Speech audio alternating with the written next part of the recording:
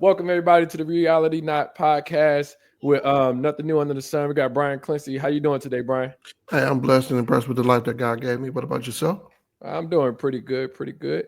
We want to take a different angle and look at different things from how our Black community is impacted, or just people's communities in general, as far as finances, and just go through a bunch of things because I know that it's hard for people, and I know it's very difficult for me, even with having a career, to be able to manage these things. So if you want to just jump right into it, one thing I wanted to ask of you, Brian, is how do you feel about financial literacy, and what ways do you think that, I mean, this is a loaded question, but in what ways do you feel like you manage it well, and you manage it with, with your family, and things of that nature?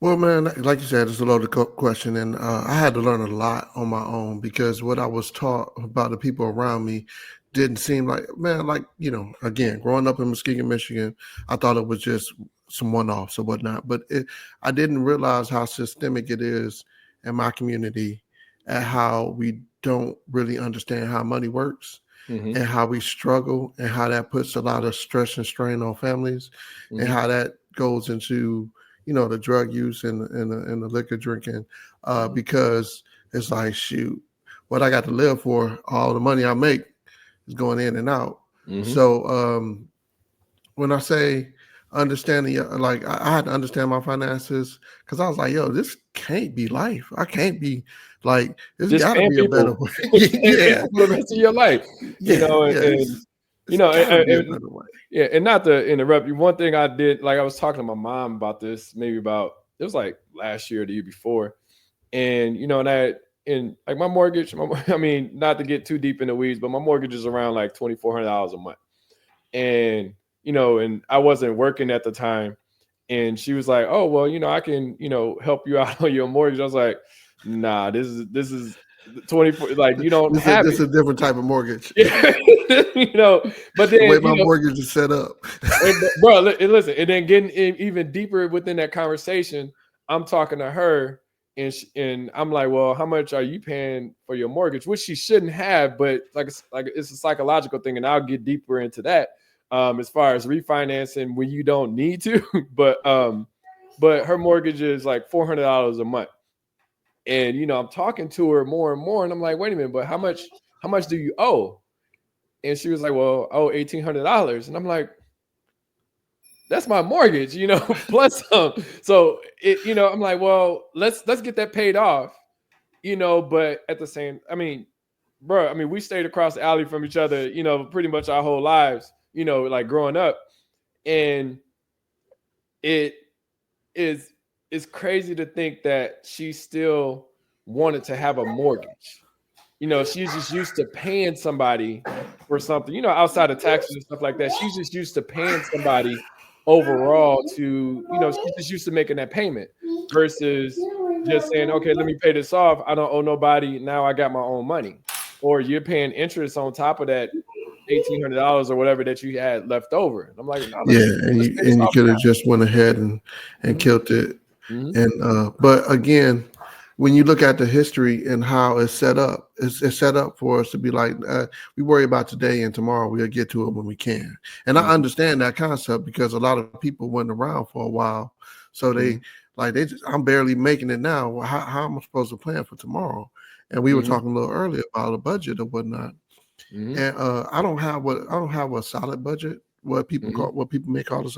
Well, I just actually built a solid budget because I've been out of work since, like I said, October of last year. Mhm. But And the money burns I quick too. You be thinking like, oh, I ain't spending no money, and I ain't spending, but shoot, yeah, but like, I mean, it's all the money you already spent, right? So like, I got a mhm, mortgage too. My mortgage note is around $2,000. mhm, But when you throw the HOA fees and all this other stuff in there, you get that extra little oomph in there. mhm, And like I got more than one home, mhm. so like, And you and I got got more than businesses and one stuff car. running in from over Yeah, here. You got people that's like that you're paying to, as far as like it's exhausting. I mean, I bought when I bought my house, it was totally renovated. Nothing had to be done. and had a flooding in it last year. And within that flooding, the plumbing on the outside is not covered by home insurance. So I had to bust down $9,000. So I was like, okay, well, let me, pay it off, as I can. But, I gotta, I'm down to like maybe 6,000 that I owe. But they had a thing, like it's like a promotion that they were running. And within that promotion is, you're not paying any interest all the way until, the date that, and then after that, all of the accrued Compounded. interest, Yeah. you have to So pay. break that I down. literally Break just looked that at this down for the morning. people. They talk about 20. Oh, go ahead. But they talk about $2,100 that I would have to pay if I don't pay it by December.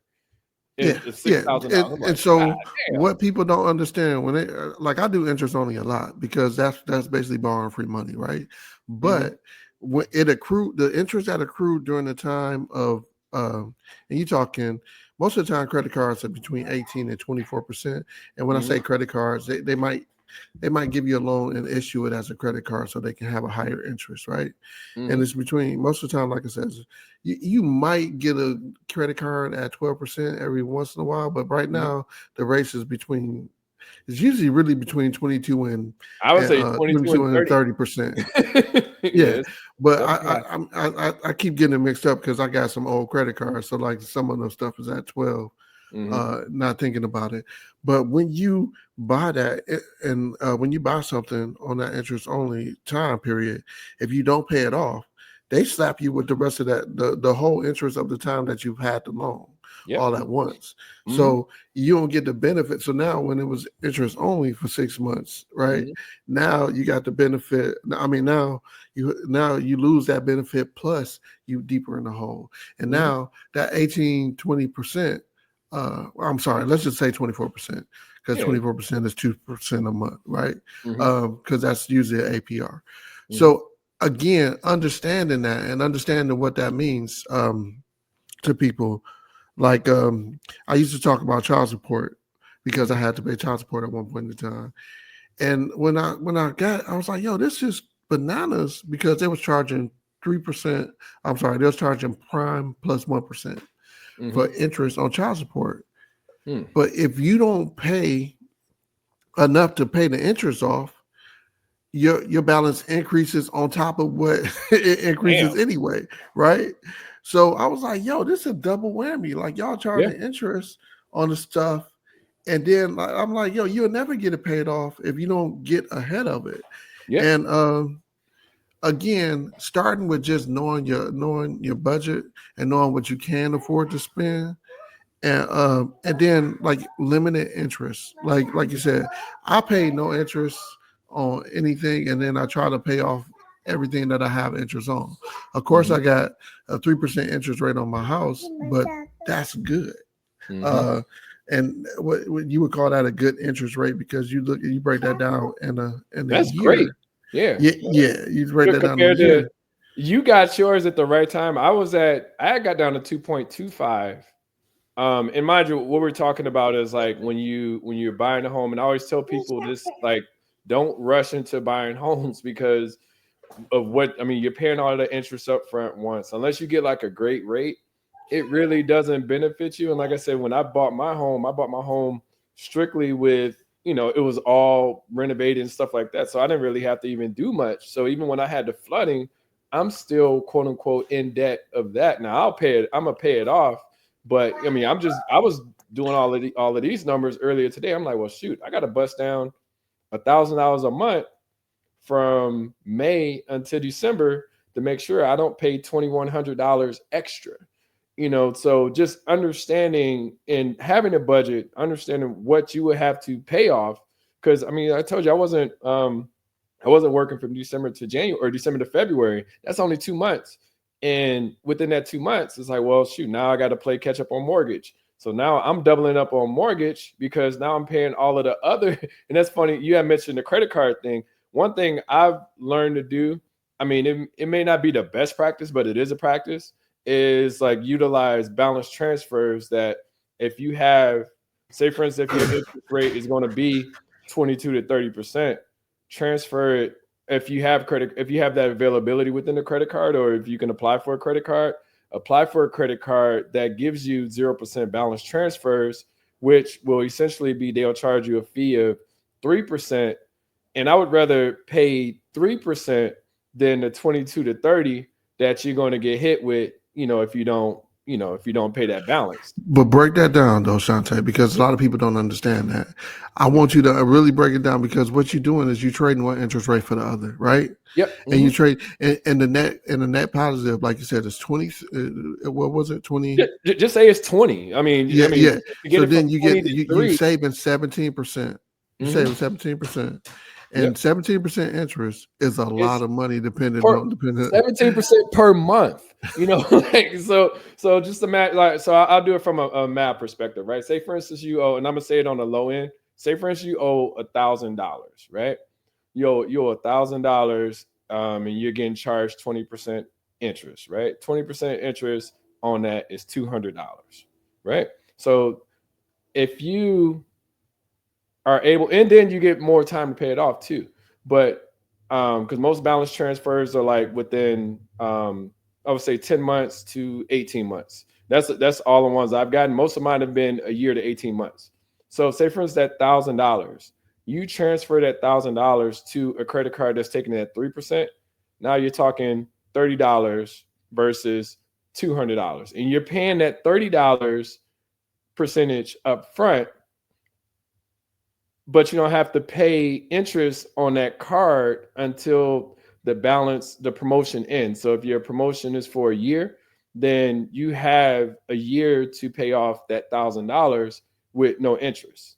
After that, after interest accrue, because they'll do, now you got to watch this part, is that interest accrues. So if you don't pay that $1,000 within a month or within that time, then there's a rate of, I think it's 24 to 28% that you have to pay on top of that. So just stay on, and that's why I mentioned with the cards that I had in February and March, I just so happen to have two cards that both interest rate or both balances or balance transfers were ending in February and March. So that's why I delayed my mortgage and paid those cards off, so I wouldn't have to pay any additional accruement of interest on those cards. So you just got to be conscious of balancing your debt, right? We don't want debt, but if you don't have it. Now the technical term for that, and businesses do this all the time, is managing your debt, right? It's managing your debt, and that it's okay to refinance debt. The country does it all the time, right? Yeah.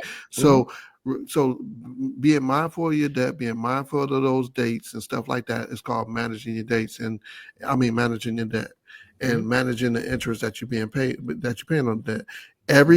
All money saved is money earned.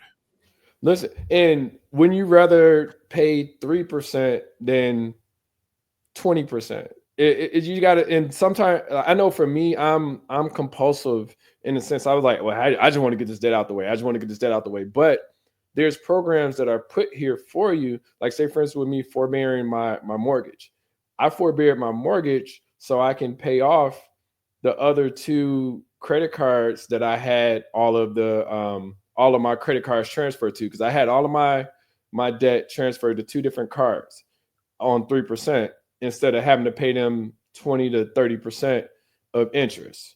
And I paid them all off, in February and March. So then now take advantage of, say for instance, with your mortgage.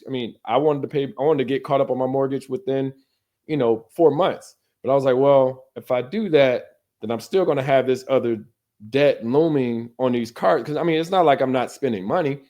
So I'm still going to have to, spend money for, bills and stuff like that. So they give you 6 months, take the 6 months.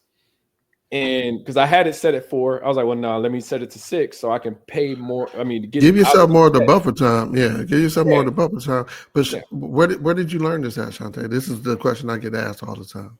In these streets, bro. And it's sad because, I would have loved to, my pops. I talk to my pops every now and then. Or even my mom is, not to say that she's terrible with debt, but because she taught me the work ethic, right? So she taught me how to get money and how to figure out how to get more money.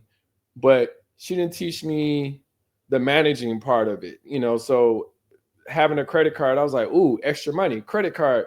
Let me let me buy some Jordans or something like that. Versus like, okay, no, whatever you're using your credit cards for, make sure you're, at least if you're using them, that you're paying them off within that month's time, so you don't incur any interest on them. I mean, we gotta be cautious And of paying, of paying, like say for instance, $1,000 and you have 20% interest. If you spend, say the Jordans cost $200, now you're down to 800. Now you're paying interest on that 200 that you spent if you don't pay that off. So it's just, so now you're paying 40 extra dollars or 220%. You're paying an extra $40 for those Jordans, even though it felt like you only spent $20. So now you owe $1,040 on a credit card that, or you owe, yeah, you will owe extra $240 versus the 200 that you paid for the shoes. yeah, so it's a game that they're trying to put you in debt forever, right? Mm-hmm. And so like being in debt is how you don't live your best life. You be in debt so much, you over leverage yourself to where you gotta work and you gotta keep working, right? And Yep. let's go back to the point that I appreciate you making is understanding that credit card money. I had to learn this the hard way. I got bumped on my head, right? But Yeah, when we I say all I did. I got mean, bumped on my bro, we head, all listen. It wasn't like Uncle Joy was like, "Hey, man, don't do this or don't do that." I mean, don't get me wrong. I mean, I think Uncle Joy, he was a good person and all of that stuff. But at the same yeah, time, yeah, these are things that we don't know. We don't. yeah, We yeah, and and they they didn't don't know know. either. They don't know. They suck. Yeah, They sucked that. They sucked that. yeah. At getting to the details because they were so worried about, like I said, life as it's happening right now, right? Mm-hmm. And when I say that people get sucked into this, like, dang, I'm robbing Peter to pay Paul. I don't. Mm-hmm. Yeah, I'm robbing Peter to pay Paul, and I don't have enough, and everything that I get is going out. So, what's the point? You know what I'm Mm-hmm. saying? And like, it's very difficult for like it was. So when I got my first credit card when I was in college, like they was Mm-hmm. like, "Yo, fill out this out." Citibank, I think gave me my first Even for a $500. T-shirt too, it probably Yeah, wasn't yeah. even. Like I was so in awe by getting a free T-shirt. Like I had a free T-shirt, and what's crazy is the free T-shirt was literally me advertising them. Exactly, it wasn't like a exactly. Wu Tang T-shirt and nothing like that. It was Yeah, literally me promotion on top of promotion, promoting right? a Mastercard or a Visa and shit. Like, and that just beyond me. So. Yeah, and so I thought that this $500 was mine. Mm-hmm. And like it's my credit card, and I'm from the hood. So what I tell people from the hood from corporate America all the time, they don't understand hood economics. That is my grandson who has a lot to say in the background. Hey, And look, drop him in on the I'm financial gonna throw literacy him as in well. there because a lot of this is built upon getting him this education that he needs to have too. Mm-hmm. But getting a credit card, thinking that this is my $500 and like not knowing what carrying the balances mean on your credit report, not understanding, hey, I need to push my limit up as much as I can so I cannot, so I don't have, so my credit to issue rate is lower than what, so I can lower my credit usage rate, right? Mm-hmm.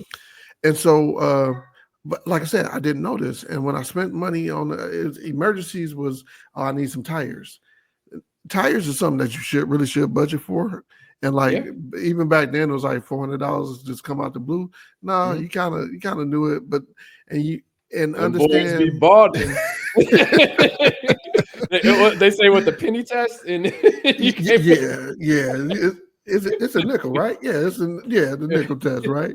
So so like I got into this debt and I was like, yo, this is perpetual. And Yeah. because I'm a math person, I was like, yo, this just keeps going and going and going. And so like if I keep paying the minimum, it now on your credit card, it'll tell you how long it'll take you if you pay the minimum. So I think paying the minimum back then, I was gonna be paying for $500, I was gonna be paying for like 20 years. And I was Bro, like, yo. listen. You know what? When I remember when and where I was at when I got my first credit card. I was on MSU campus. and I applied for the card outside of Epley Hall, and they gave me a free T-shirt, and it was for $1,000. When I got that $1,000, the first thing I bought was 3 pairs of Wallabies from London. It was like, I didn't even need 3 pair, but I mean, I ordered them. I don't know if you remember What color? Sibley shoes. I literally went to the store. I was like, oh shit. This is before they hit the US and everything. Like I literally went to Sibley's and I was like, oh, you can order them? Like, yeah, order 3 of them. And then, you know, my mom, like this is one thing I do respect about my mom. My mom's like, you did what? You know, and she didn't even necessarily, maybe I just talked too much, but she didn't have access to the credit card because, you know, at that point in time you're considered an adult, so you can apply for whatever you want. So, but I literally, she was like, take them back. So then I took 2 of them back and kept one or whatever, and then they came out in the U.S. later, the next year, and they was like $60 cheaper. And see, that's wild because I know my auntie will buy up some stuff.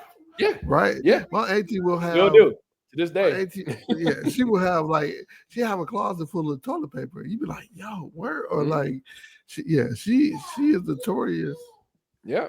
No, I was talking to her the other day about that because, you know, and not to change the conversation, but you know, like I go back and clean up the house, and it's, you know, it's brand new stuff all over the place. And I was like, Ma, why do you need 6 Keurigs? You know, it's like, oh, I bought these for you. And this is the part of the financial part that I'm a reeler back to, is that we were taught to to buy enough so we didn't have to worry about if we're going to run out in that.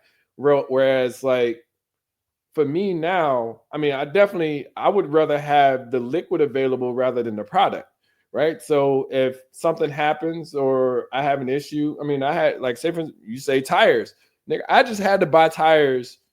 It was like 2 weeks ago, and come to find, I had to buy three new tires. Wait, 3 on the 4 tire on the 4 car? Yeah. Like what? Right. So and they were like, well, because I have Firestone tires, right? So like Firestone, they was like, well, this is, you know, we couldn't repair this, we can't repair this. This other tire is still under warranty. So I had to buy 3, and 1 was automatically replaced. But they charged me $800. But I didn't know I was going to have to pay. I just had a blowout, and I didn't know $800 was going to have to happen that day. You know what I'm saying? So I had to bust down $800. You know, luckily I do have a Firestone card, and they give you 6 months to pay it off. But, you know, my mom will fill up her Firestone card. And I'm saying for me, I have it available just in case if anything happens, you know, because like I said, I mean, but the mindset is different though, because your mom is saying we got limited resources. We don't know. Because think about this, y'all. Like, and I'm gonna go back into Black history a little bit, because if you ever had something, they found a way to take it.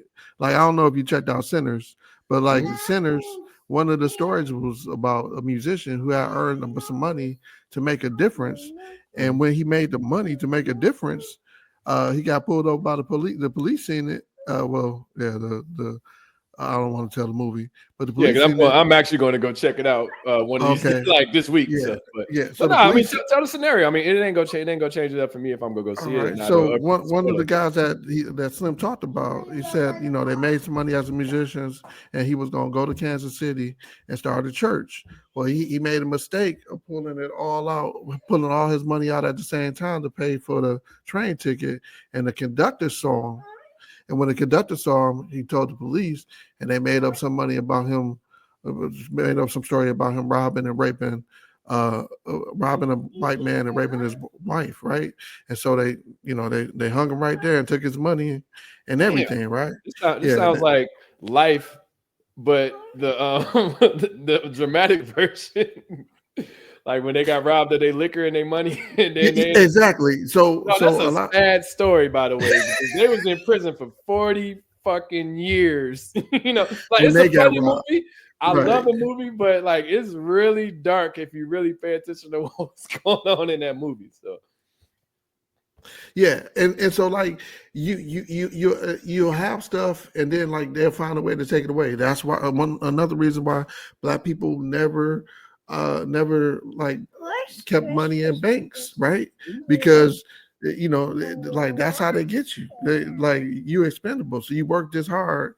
And so if I got product, then I can always flip the product if I need to, right? Mhm. So I understand the mindset. Now things has changed, and like you, uh, like my mom tell me, you like doing stuff with white men, like you put money in the market and stuff like that. And I said, well, mom, What's we wrong with got to that? kind of so I mean, literally, because I mean, what's wrong with that though? I mean, I again, think I think sometimes, and I don't want to interrupt you. I think sometimes us as people, we separate ourselves based off of I want to say status all the time, but we separate ourselves based off like we think, oh, you think you better than me type of like. I'll give you a prime example with my mom, right? My mom would say she'll say the phrase that I'm pretty sure most black people have heard is "you think you rich." And it was like, well, no, I'm doing this to do something better. Like I don't always need the hookup. Like I mean, I would love to have the hookup, but I'm not going to wait for the hookup to be able to do the things I want to do. Right. So I mean, you're looking at investments, and I mean, I don't want to speak for you and all that stuff, but you're looking at potential investments and things like that. Like, well, if I do this, this is what can come of this.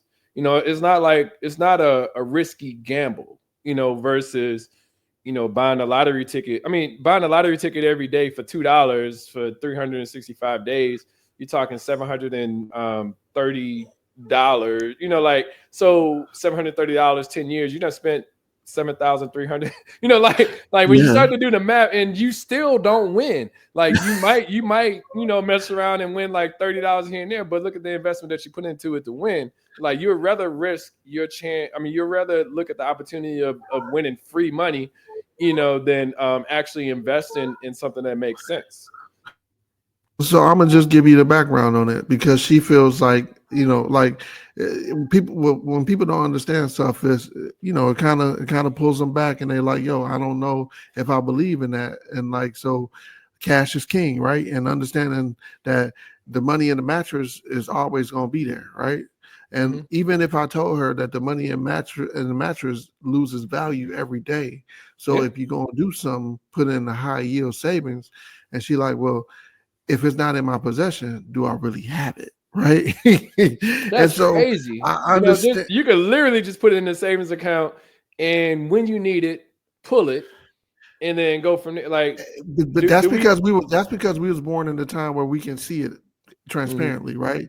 Think mm-hmm, about think about the time where when they was in banks and it was only a half an hour or something, right? I mm-hmm, mean only 30 days. I said half an hour, 30 mm-hmm. days where they would get their statement. And then is that statement really real? And then you think about how think about how that money used to move back then and how slow it did. Mm-hmm. Um, so I understand their concern, but I do understand that we now that we have all these tools and where we can see it, where we can see it, it's a little bit different, right? Yeah, but still, I mean, you got to have some faith in something, right? Like, I would rather. I mean, like I said, I mean, maybe different times, different, but it's just like, how do you? I don't get me wrong. I like money in hand is better than anything, but I know for me, at least personally, I'm going to like if I have, say, for instance, I have $200 in my pocket.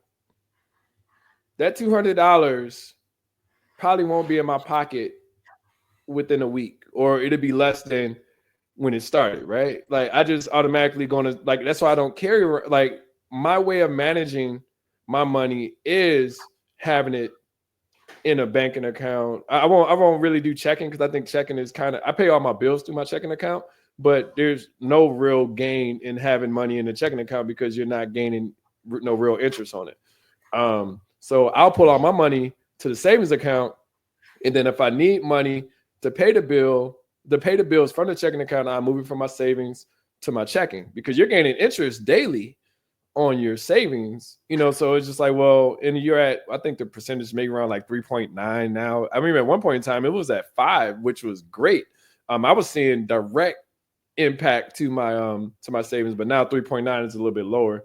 But all that being said, I would rather know that my money's growing somehow, versus just having it in, under my mattress or in my So pocket because I know that's a I'm gonna good spend it. point. That's a So good point because mhm, like what like what I've learned in life is that and what I learned through this whole adulting thing, right, is mhm, that what you just said is king, right?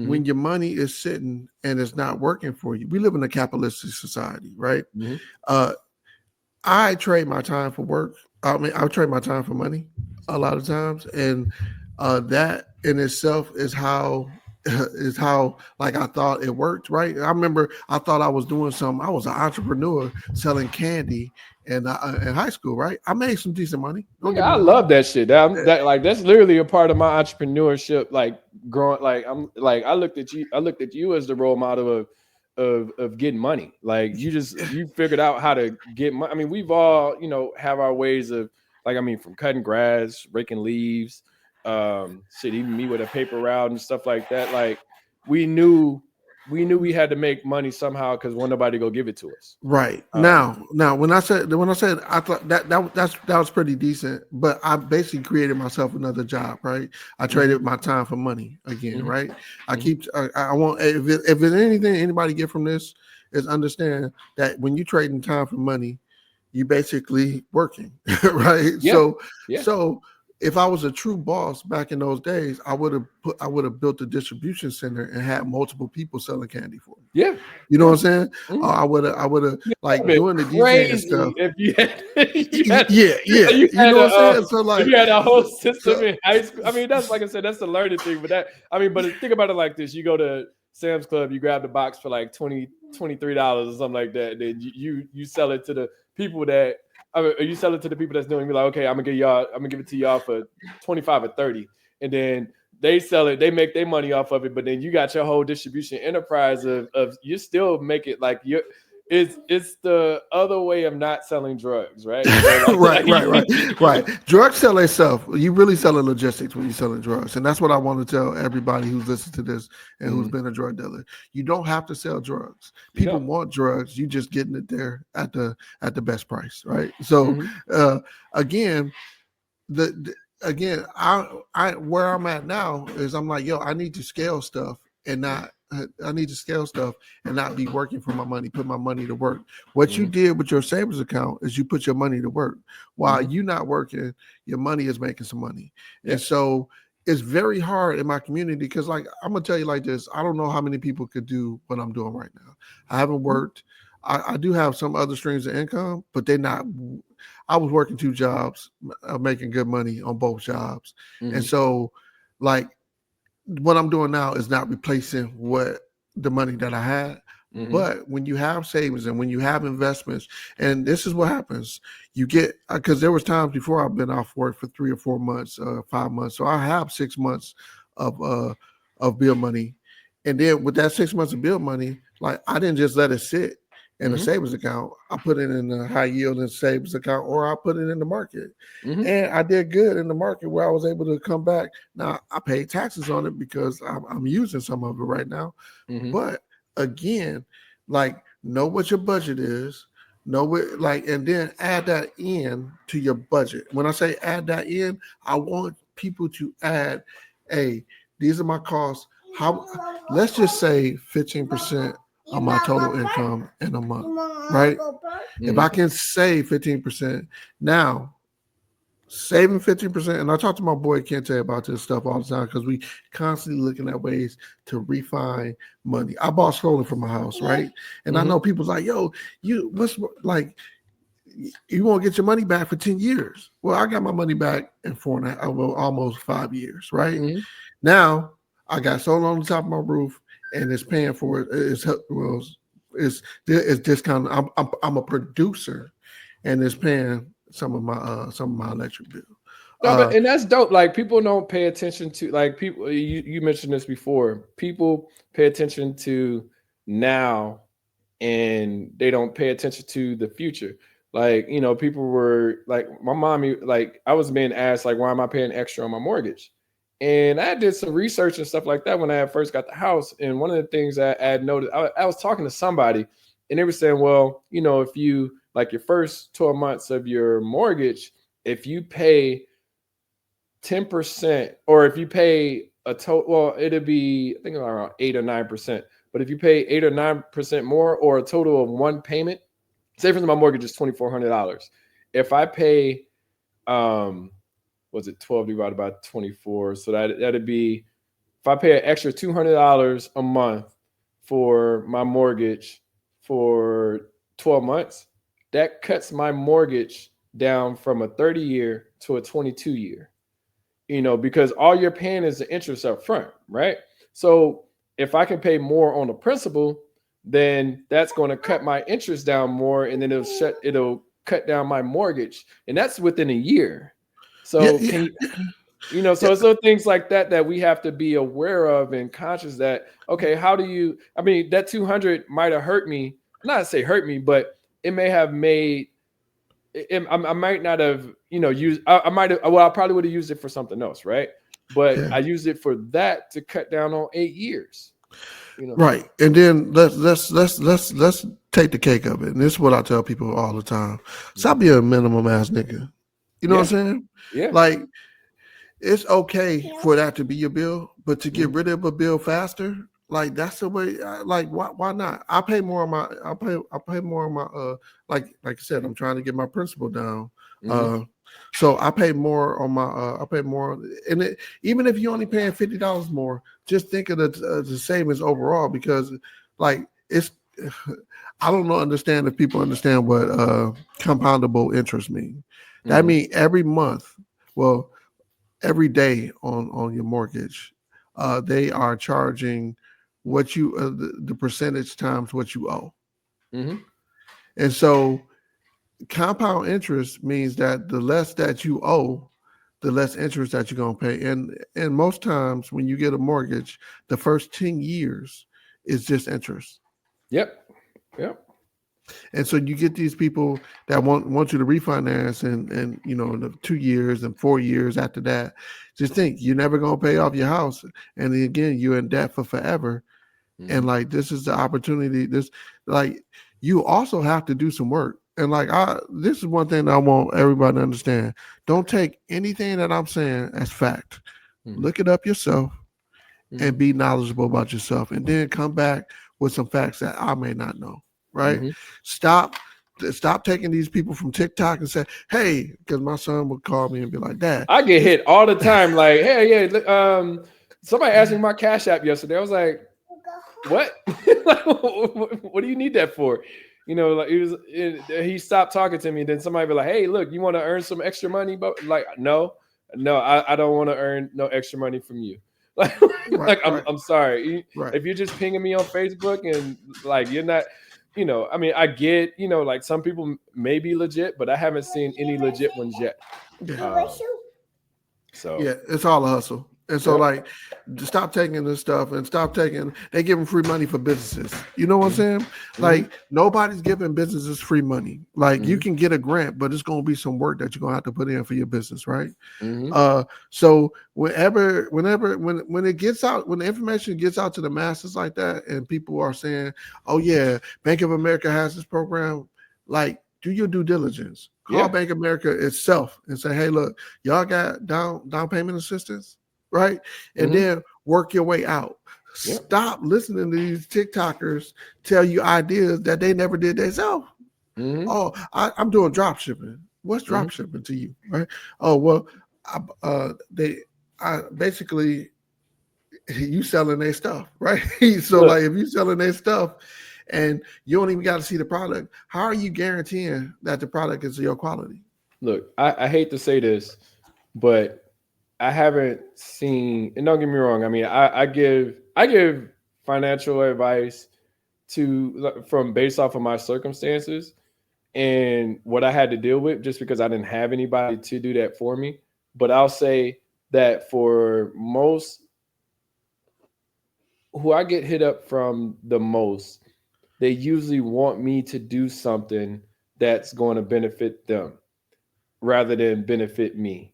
And that's just, like, not to say that they're leeches or anything like that, but I mean, that's the bottom line. They are literally trying to get you to, it's almost a pyramid scheme, idea. It's like, well, if you do this, then I sign you on, then And then the hard part for a lot of us, and I would say for me, is it's like going to the casino, right? Like say for you go to the casino, you lose $100.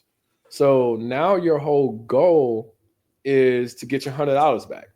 So you end up losing $300 trying to get your $100 back. Now you're $400 in debt. So now you're like, well, shoot, how do I get that $400 back? So then you go to a casino, you win $200. You're like, okay, I won $200, but you're still $200 in debt. But you're still trying to fight to get your money back. So now it's almost like I'm old. I need to get my money back. So now you done built up a casino addiction, like, and it's just weird to me. Like, and this is how I feel about people that come to me and say, hey, why don't you, do this? And I'm like, well, I need to understand, like, what are the benefits? Like, when I need to know what return I will get on that. I don't need to know I don't want any risk. Now, don't get me wrong. Everything could be a risk, but there are low level risks versus like high level risk. And I'm not looking to, don't get me wrong. I would love to invest $100 and get $5,000 back, but that's just not logical. Like, like it's just not that rarely happens. And in that case, somebody and understand something. This is an equation that we balance in. Whenever you got gains, somebody is losing. Yeah. So so the casino, that's a bar right there. like, that's essentially what that is, a bar. Yeah, but again, I'm just gonna reiterate on what you're saying, because like it's very important to know what you're getting yourself into. And my grandmother always used to say this: everybody's selling something, right? Mm-hmm. So on this podcast, I'm trying to sell the knowledge that she gave me as being a businesswoman and being somebody to say, hey, look, if you can't find a job, make a job. That's the stuff that she gave me. And like the teachers are selling education, because hey, if you they student and you do good, then guess what they say? I taught him. You know what I'm saying? Like, so this is her true saying. Everybody's selling something. It's on you to figure out if it's a deal for you or just a deal for them. Right. Now look at this. I saw a stat. It said that, this goes back to the casino thing. And this, you had mentioned earlier that because I'm definitely a numbers person. So when I see a stat, like they say, well, 13% of the people that go into the casino win. So if I'm just a regular dude going to the casino, there's a high chance, 87% chance that I am not going to win. So, and some people go into the casino as an example to get bill money and stuff like that and put themselves in debt. And it's not even just with the casino, it's like investments in general. It's like, understand what you're investing in. Invest in yourself. I think that's like number one. Like a lot of people, whether it's education, whether it's learning a new trade, whether it's, to work on your own and building a business. Because a lot of people think that, oh, well, I do hair, so now it's a business. Like, no, like, look at how you can monetize, even if like, you don't necessarily have to have a shop or anything like that, but just say, hey, look, well, if I'm doing one head a day, and how could I get that to 3 heads a day? Like, well, shoot, do I do social media advertising? Do I do this? Do I, pay somebody to, because the problem is sometimes we try to wear too many hats, and it's like, well, no, I'd rather pay somebody to make me look better than me trying to struggle to figure out how to make myself look better. Now, I will struggle to make myself look better, but at the same time, I want to have it working for me at the same time to be able to get business going. There's some trade-off. You can't do everything at all once and be good at everything, right? But but to your point, these young people, like I do not have it in me to be a popular person on social media. I don't have it in me to say I want to find all the videos. That is not my lane, right? So like, but when I see these young people out here and they doing their thing and they promoting themselves and they get money from these other businesses, and then like I'll be like, yo, I pay them to promote my stuff. Like I know I pay them directly versus Facebook to say, hey, look, or whatever. They hit them up like, hey, look, cut out the middleman. How much? Like, it makes sense. Yeah, but so like to bring this back full 360, like I got my grandson with me, right? And now as a grand oh shoot, hold on 1 second, I'm losing my earpiece.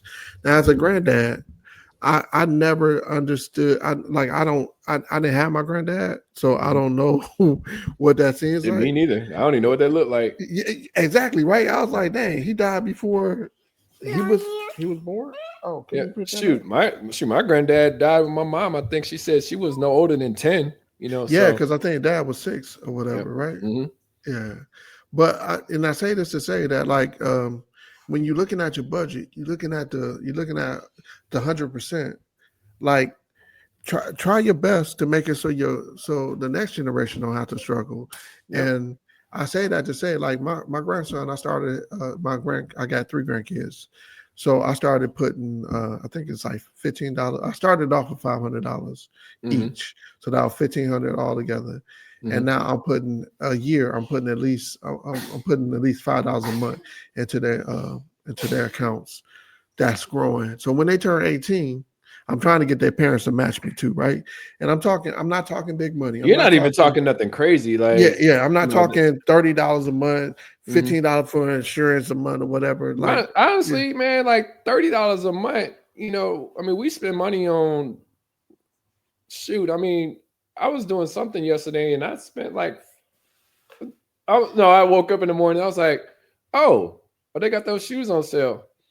And I tell my boy this all the time. He lives in Detroit, my boy Lawrence. I was like, man, every time I'm talking to you on the phone, man, I be buying shoes and shit.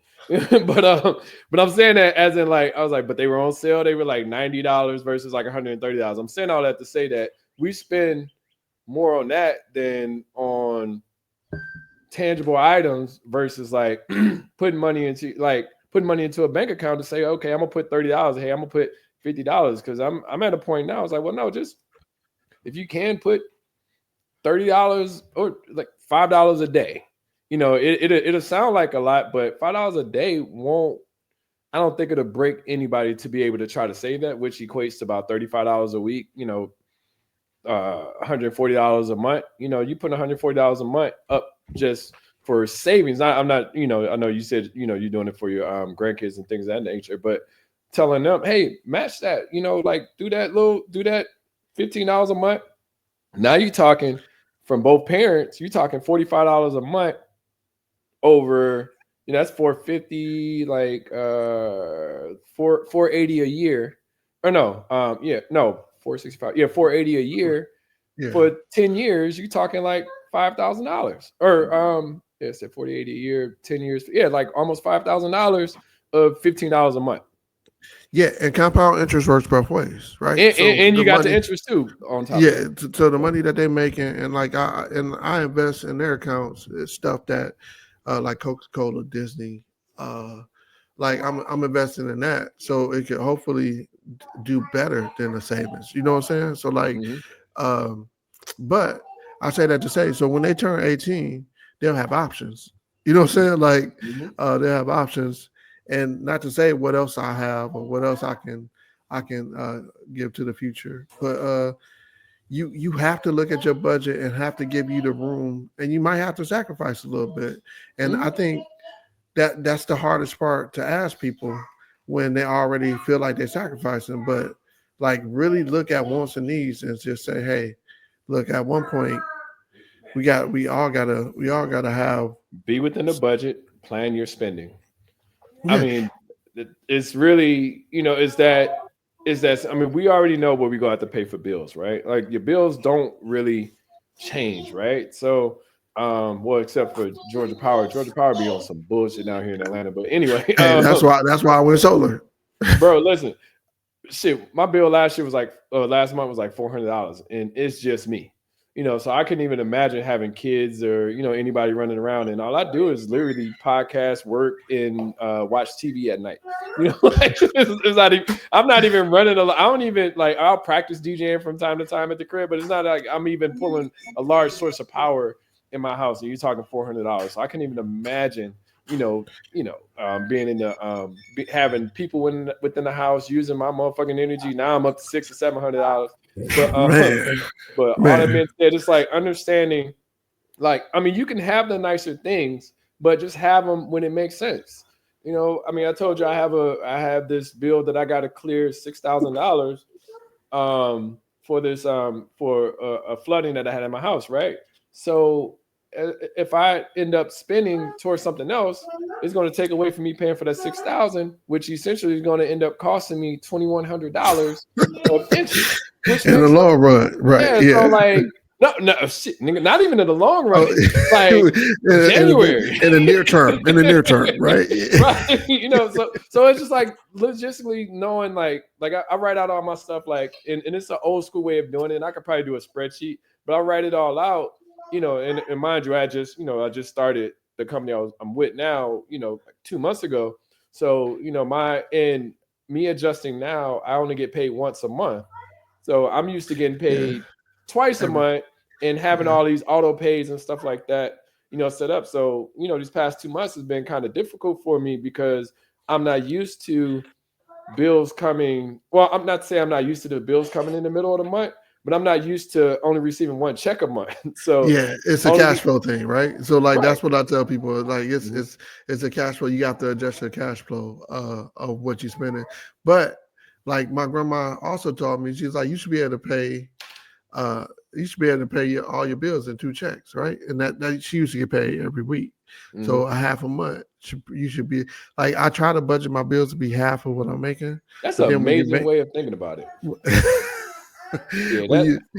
That's a dope way to think about it. Because I mean, I know for me, and that's the thing. That's why I say, like, it's even making a good salary, it's still difficult. I mean, not to say that it can't be done, but planning and making sure that, okay, well, if I'm going to spend, because I buy sneakers all the time, right? So like if I'm going to spend on these sneakers, then okay, you only go do, I don't know, $1,000 this month, or I'm only gonna do 500 this month, or I'm only go buy one pair this month, or I'm only go, just understanding that, okay, well, May, hey bro, you got to calm down because you didn't.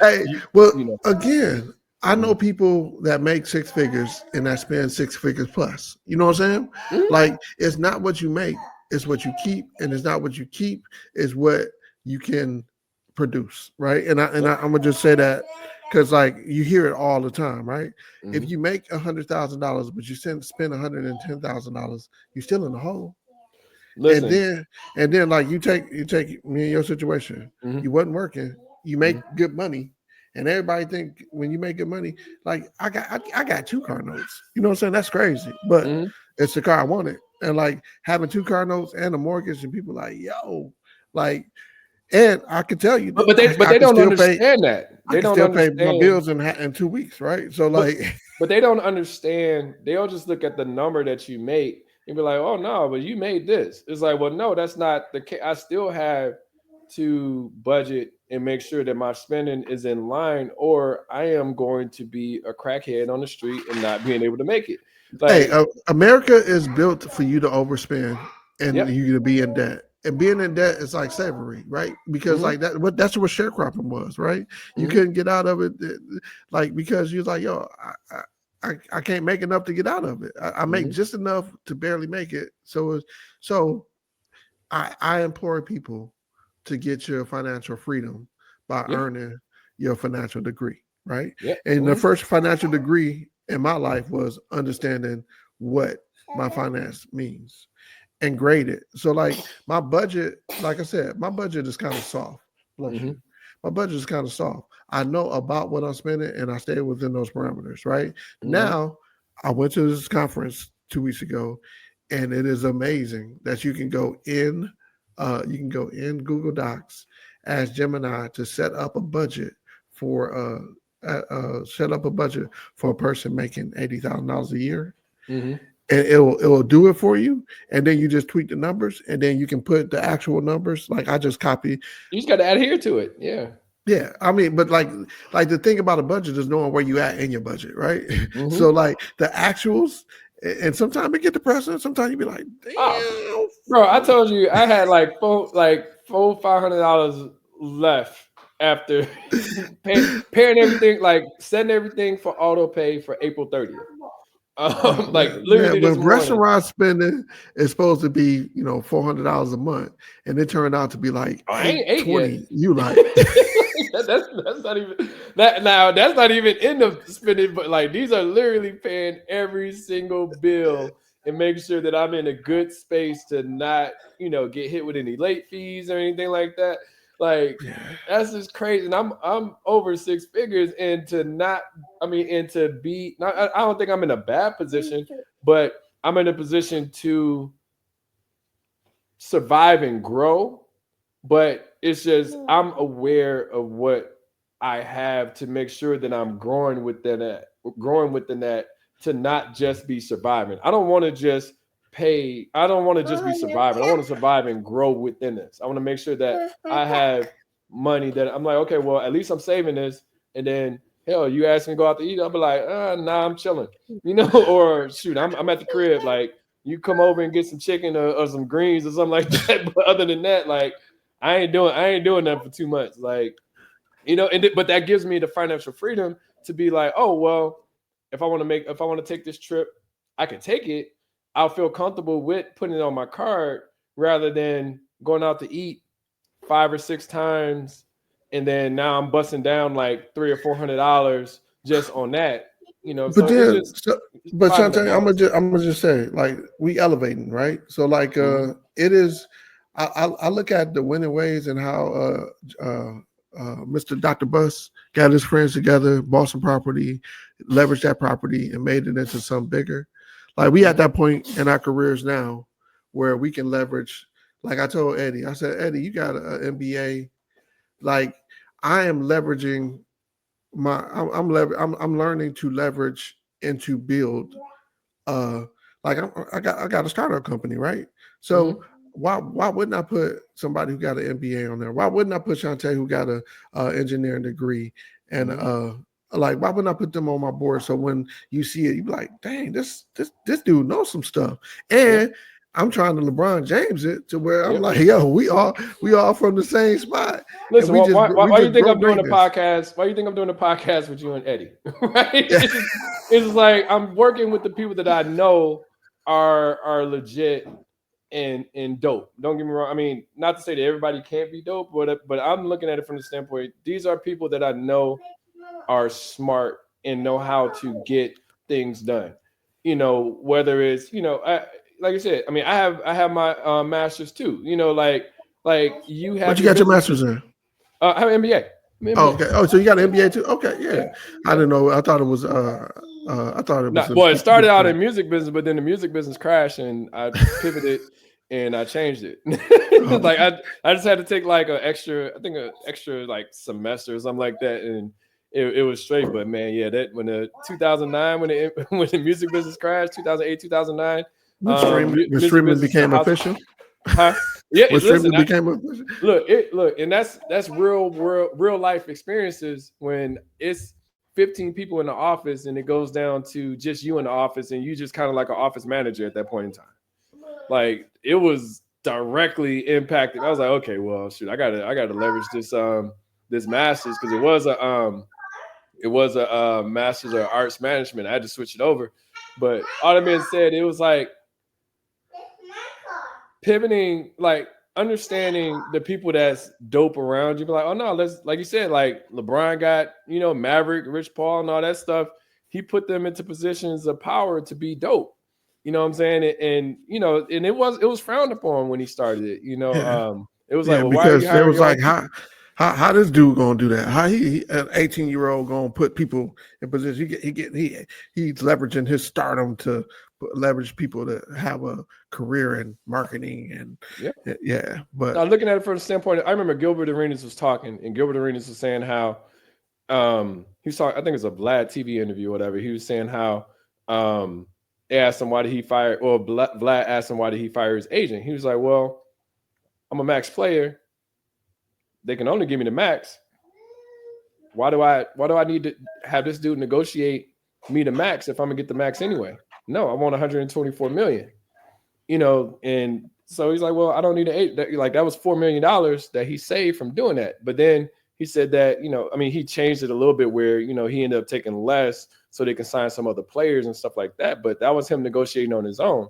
It's like, well, you don't necessarily need, if you're that great of a player or that great of a person, you know what your value is. Go in there and ask for it. You don't need anybody to negotiate that for you. That's why even with contracts and stuff like that, I'm like, well, sometimes you go directly to the source. That's why I ended up, getting an LLC earlier this year. So I can do, contract to contract versus was it 1099 instead of just W-2. I was like, no, and I will leverage that too. I will say, I need that money to come directly to me. hasn't been on. Sante has started multiple businesses. You've been a DJ. You started LLC. So like these are all things that boost the resume of us collectively. Because when we start to, like when you talk about growth and expanding, like I said, I'm not trying to create a job where I'm trading my time for money. I got less time, right? Yeah. So like now I am looking for. And each individual is different, right? So like when you need to pull in more money and you need to educate yourself on we talked about value last time I was on the podcast, right? I'm pulling my value from the resources that I have. And that means that like I said, this is my cousin. I can call him and be like, hey, look, I need you on this board. You're my advisory. This is how many shares we're gonna get, but we're gonna get this money when we go public, right? And it's not an issue. And not to interrupt you, but even on top of that, you say, hey, look, and it's coming from you. You say, well, I need you to invest this. Can you do this? Let me know. I'm more prone to say yes to you than somebody jumping in my Facebook message talking about, hey, you want to make some more money? And I have no problem with that. And my point that you're genuine. So. My point is all value doesn't mean money, right? I'm collectively using your credentials as value, right? And then the fact that I know you and we make connections and I can see some of the stuff that you created, right? So like so when somebody is asking you for something, sometimes it's not you. Sometimes you don't even have to use, like you pay for your credentials. You know what I'm saying?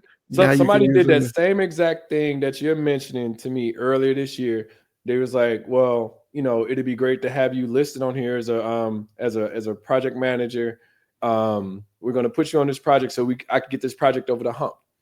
And I'm like, okay, cool, do it. I don't care, but I mean, if I end up, being the project, because it was, when I was, looking for opportunity, I was like, no, go ahead and do it. And it was like putting together a group of people. And this is all from, just from the project management group, because I'm certified in PMP. But it was like, we're going to put you on there, and then we're going to try to get this project over the hump, for us to potentially get this city project, right? So it happens all the time. It's smart business, like a lot of a problem I have with people, and we will wrap up after this, but the problem I have with people is, and this is hard because, growing up in a smaller city, you only see certain things. So I would say that, even going to college and stuff like that, like that exposed me to like, oh, you could DJ. Oh, you can live in New York. Oh, you can travel, blah, blah, blah. But, the most I had traveled in my whole life was to Mississippi. Like, growing up, in elementary and stuff like that. So I wasn't fully exposed. I mean, I remember, it might have been senior, junior. No, I think it was senior year because I was in Texas, 11th grade. But, we went to Flint, for to go to check out catering and shit. It was just like, damn, like, oh shit, we doing something big. Like we over here, like blah, blah, blah. And seeing that part of it and what it's harder for some people that's not exposed to things, but just knowing that you can always do something bigger. And that's why I think the beautiful part about the internet is that, you can grow your business without having to do all of the legwork that we had to do back in the day. I remember we went to catering and I had to write a resume and I was like, shit, a resume, and I remember typing on like it might have been in Muskegon. I can't remember. Yeah, it was It's a, it was a, yeah, it was in my, it was, and like I got that computer, I got that printer out the garbage, and like somebody had to do it, and I was like, let me see if I can fix it, because my mom she had made the investment in the computer, and not knowing, I tell people this story all the time. My mom invested in a computer in the '80s, and it didn't have Windows on there, and like I remember her paying $5,000. For a computer, and I'm like, Ma, you don't have you're a broke person. I was happy to have a Commodore 64 to play video games on. Like, yeah, $5,000 might have been, that at the time that was probably half of what she made a year. So like, and I'm like, yo, you can't invest this type of money, and I don't learn. But like I said, when you come from nothing and you get an opportunity to make something. Like it's a wonderful thing, and like if anybody gets anything out of this podcast, I want you to understand that you can get a grip on your life and live the life that you want based on how healthy you want your finances to be. Invest in yourself. A lot of people are afraid to do that. Like, it's just, well, ain't that all what college is? Investing in yourself. Listen, I don't get like how people don't understand that. Like it's not. Granted, you can have fun, you can do all of these things, but the thing about it is like you level up, right? Like whether it's college, whether it's a certification, whether it's just trying to learn something different. Like always try to better yourself, and don't be afraid to. Even if it's something as simple as health, it's like, well, hey, I want to lose 10 pounds. It's like, well, what are you doing to lose the 10 pounds? Like, well, I don't want to cut nothing out. I'm going to keep eating this fried chicken and mashed potatoes and blah, blah, blah. It's like, well, no, you have to consistently change and evolve to become better, whether it's finances, whether it's your health, whether it's relationships, etc. You have to learn how to better yourself on a regular basis rather than becoming complacent and just thinking like, oh, well, it's going to come to me. It's like the whole idea of insanity of if I do it the same way, I expect different changes. It's like, well, no, you're not going to get different changes. You're going to get the same results if you keep trying to do it the same way. Yeah. So, can't keep doing the same thing expecting different results. So like, right. Yeah, exactly. You put in what you put out. And so like, and it can seem insurmountable. Like I look at the scale and I'm like, dang, I need to get on it. But you keep chopping away at it. You keep saying, hey, look, if it starts in baby steps. Listen, I was stuck. Like when I was cutting weight, I would get stuck. I hit so many plateaus. I hit a plateau at I was at 255. I hit a plateau at 240. I'm like, damn, I could not get below 240. Then I finally cracked below 240 in like 6 weeks. But can you imagine all them got 42 days or 42 days of not being able to get below it? And I'm right at 240. I'm not talking about like I'm at 246 or 244. I'm talking about I'm at 240 and I can't get below that for 6 weeks. But you got to keep going and pushing towards, where you shoot. Like for 6 weeks, I was stuck at 190. I'm trying to get below 190. I'm talking about like now. How much you weigh now, man? I'm at 189. Dog, like how much you trying to get to? Probably like 185, 180. Okay, I was about to say, dog, you can't. They're gonna be like Shantae sick. But listen, fuck them. You know what I'm saying? It's just like people are gonna have their opinions on you. If you're heavier, they're gonna have their opinions on you. If you're smaller, I'm big boned, heavy structured. Yeah, it's just what it is. It's like you damn if you do, you damn if you don't. I'd rather you call me a crackhead than say, man, that nigga be eating.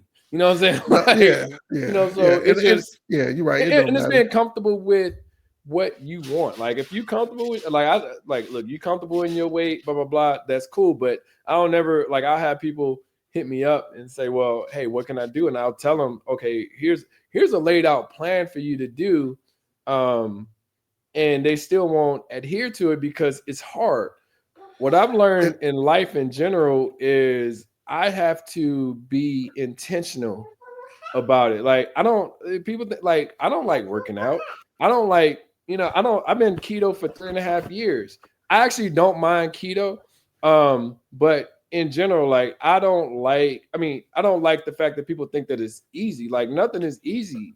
Like life is Yeah. not easy. Like I know the If it was results. easy, the caveman would do it, right? The Listen, caveman would still be around, right? look, I know the results that I want to see, and I get up in the morning and go to the gym. I don't want to go every single morning, but I know the results that I would get from going to the gym or going to the gym in the morning or going in the afternoon or eating lighter things just to make sure that I can maintain what I want to have. And like I don't want to be unhealthy. I don't want to have to deal with things such as diabetes within our communities and stuff like that. Just any unhealthy like things that they say. I mean, it could be wrong or right, but they say that weight management has a large thing to do with diabetes. But and honestly, I think Uncle Joey had diabetes, so I don't. See, the crazy part about it is he's the only one who didn't have diabetes. That's why I was like, Oh, he didn't why have. is it? Okay, okay. No, Well, that's that because mhm. like I know, Uncle I Mark know, does. Uncle yeah, Mark Uncle does. Mark Yeah, does, but yeah. I I know knew one of them did. it's in So our family. But like mhm. I was like, yeah, and when they told him his foot, I was like, yo, your sugar. He's like, no, I just got poor circulation issues. Mhm. But again, you said something that was very important. You said you got to be comfortable with yourself, right? Mhm. So, what I'm gonna ask you a question. Mhm. What do you feel like made you get comfortable with your personal finances? Like, how were you able to get comfortable with your personal finance? Trial and error, seeing what works, what doesn't work, and then I mean, because like I said, I'm not gonna say I do it the best, but at the same time, the practices that I do, the intentionality of, like I said, I haven't even I haven't even gotten paid yet. Like I saw like my statement came in my email to tell me, hey, this is what I'm going to get paid on April 30th. So I write out everything that I have to pay, and then I'm comfortable with saying yes and no to people at that point in time. Because what happens is when you just leave, when you feel like, oh well, I have this money in my bank account, I could do this, that, and the other. It's like you're gonna start spending, but then you're not. So that means you're spending less on. At least for me, I'm spending less on what I would like to take care of. I'm huge on financial freedom. I don't want to owe nobody, for the rest of my life. Like, I mean, shit. I had this house up for sale like 2 years ago, and I was like, well, shoot, if I can bank 115K, that's like in my account. Okay, I can throw that towards a bigger house, so I can do whatever I want to. But now I have 115K in the account. Um, I'm always looking for ways to not owe people because I just don't want to owe nobody. So as soon as if I borrow some money from somebody, I'm like, how can I make sure I get them that money back? And the only reason I think that is because I want to be able to go back to, I mean, if I need to borrow money from them again, I don't want to, borrow some money from Eddie and then I never pay him back, and they be like, "Well, Eddie, can I borrow some money again?" I would expect him to say no or have a bit of reservation. I mean, and granted, I will say, "Hey, look, I can't get you this, da da da, but I'll pay you, blah blah blah." But at the same time, I'm like, no, if I borrow some money from But you, I'm like, those well, are stand-up people, though. At the same time, yeah, like, and that's the part, yeah, like, because there's because you people that I paid. I basically paid them to leave me the f alone. For you know right, what I'm yeah, saying? Like, yeah, I don't want to. Oh no, I don't want nobody saying, "Oh man, that dude never paid me back." Blah blah blah. That's just psychologically how I think of it. Like even if I forget that I owe you, and I won't, but if I ever forget that I owe you, tell me because a lot of it's funny sometimes asking people for money that they owe you feels almost as uncomfortable as them telling you that they go pay you back. It's like, well, hey, you said you was gonna pay me back on Friday because I'm like I said, I'm a numbers person. I'm like dates very like very oriented as far as or of planning, right? So if you tell yeah, me, hey, I'm gonna pay you on Friday, I'm on Friday, like, yeah, I'm about to get that money, But if you tell me, hey, look, I'm not gonna have it on Friday, I'll get it to you on Tuesday or I'll get it to you a month later, I'm okay with that too. But don't wait till Friday to tell me that. Like because you know ahead of time. You know that I'm like that with time too. Like and I'll make sure. And if we have to adjust things, I'm like, okay, well, are you good for this time? Are you good for this time? I'll make sure. So if it impedes anything or you have something, because life be lifing, right? So stuff happens. So if I quote unquote say, hey, going on like a date or something like that, and and use like it's 7 o'clock and you text me at 6:50, say, hey, I'm running late, I probably won't get there to 7:30 or 8. It's like, nigga, like you knew you knew way ahead of time that you was like, you got to drive there, or you got to figure out like how you go. So. The hard part about this is like you realize that your time is worth something, right? Mm-hmm. And so like I don't have time to waste, and so like a lot of times, you got I built a platform because people borrow money from me all the time. I built a platform that you go, and now I charge 10%. I'm only doing anything under $100. I charge 10%. You can't take out another loan while you got one open.